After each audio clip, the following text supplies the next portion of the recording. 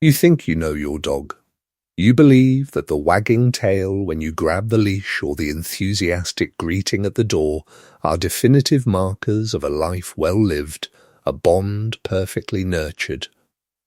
But what if the very rituals you have built your life around the morning walks, the feeding schedule, the way you say goodbye are fundamentally misaligned with your dog's neurochemical architecture? There is a quiet, pervasive betrayal happening in households across the country. It is not born of malice or negligence, but of a profound misunderstanding of canine physiology. Your dog is living in a perpetual state of physiological flux, trapped by the rhythm of your own human existence. You are likely the unintended architect of their internal chaos, unaware that the specific sequence of your morning routine is triggering a cascade of cortisol spikes that leave your companion in a state of chronic, low-grade stress.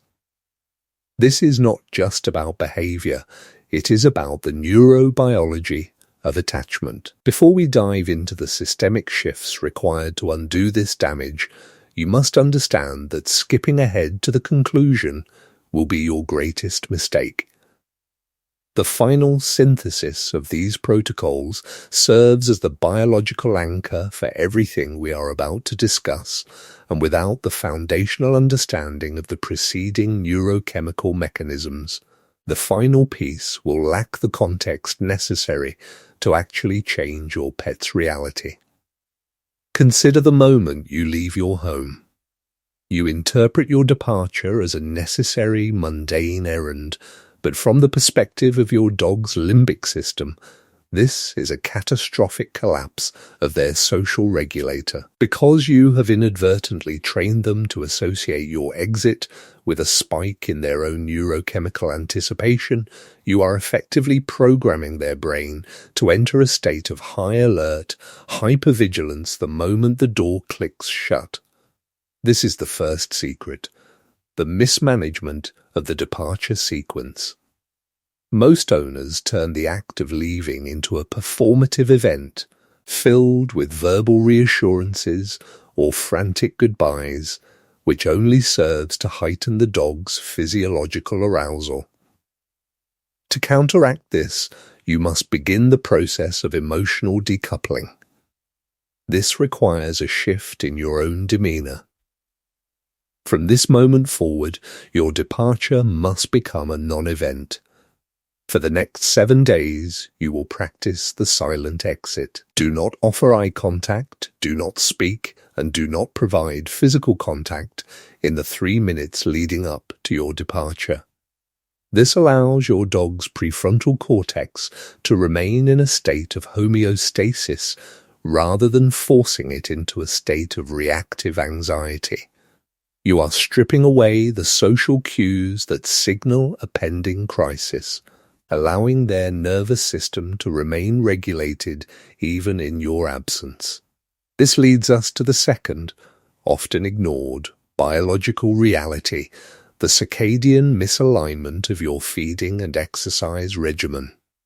We treat our dogs like clocks, feeding them at rigid, human-centric intervals, ignoring the fact that their endogenous systems are built for variability and opportunistic foraging. When you feed your dog immediately upon waking, you are spiking their blood glucose and cortisol levels in a way that is entirely incompatible with their natural metabolic needs. The second secret, therefore, is the implementation of metabolic variability. Instead of a set feeding time, you will begin to utilize scent-based foraging puzzles. You will hide small portions of their meal throughout your home or yard before you leave. This engages their olfactory bulb, which has a direct, calming pathway to the amygdala.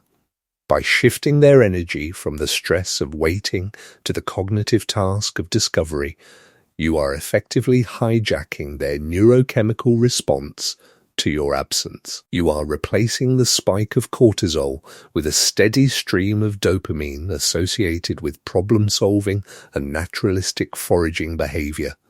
This is not just a feeding strategy, it is a fundamental reconfiguration of how they navigate their environment. The third secret lies in the concept of social attunement and the myth of constant availability.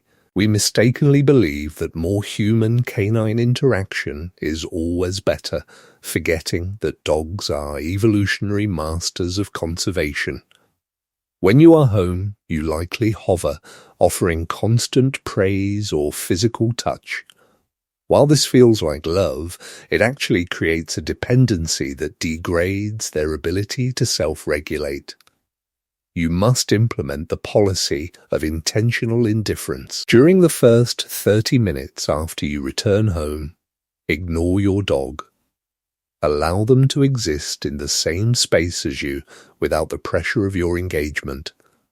This might feel cold, perhaps even cruel, but you are actually teaching their nervous system that your presence is a constant, stable baseline rather than a high-octane emotional event. By removing the pressure to perform for your affection, you allow their neurochemistry to settle into a state of authentic calm. Watch for the moment they choose to lay down on their own, away from you. That is the moment they have reached true physiological autonomy. We must also address the fourth secret, the profound impact of acoustic environment and auditory stimulation on the canine brain.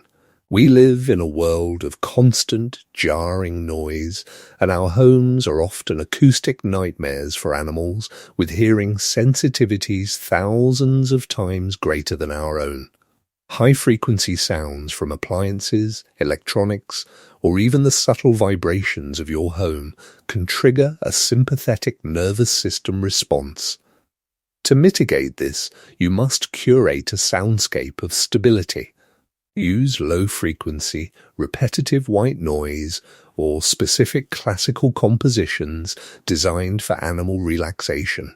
This acts as a sensory buffer, masking the unpredictable environmental sounds that cause your dog's cortisol levels to creep upward throughout the day. It is a simple, invisible intervention that provides a profound sense of security, effectively lowering the ambient stress levels of their indoor ecosystem. Finally, we arrive at the fifth secret, the culmination of all previous steps, the concept of intentional recovery or the evening destimulation protocol. Most owners treat the evening as a time for high-energy play, mistakenly thinking they are tiring their dog out to ensure a good night's sleep. In reality, you are overstimulating their nervous system just when it needs to be preparing for deep, restorative rest. The evening must be a transition into silence. Dim the lights, reduce your vocal volume, and engage in low-arousal activities like scent work or long-duration licking tasks. This signals to their brain that the day of vigilance is over, allowing for the transition into slow-wave sleep, which is essential for emotional regulation.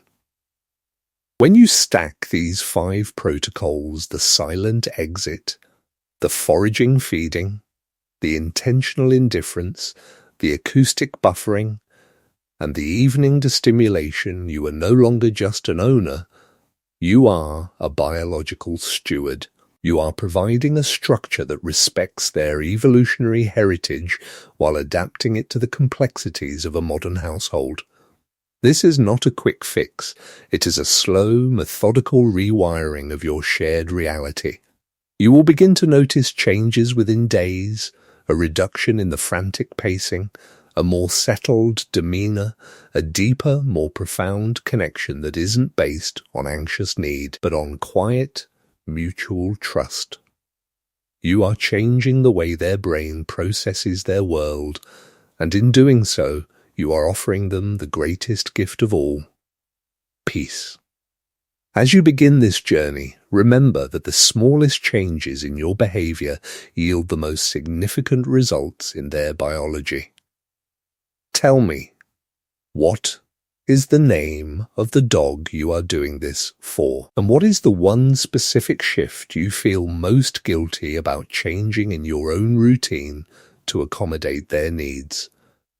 Let's talk about that in the comments below, because your journey to becoming a better steward starts with that very first moment of realization.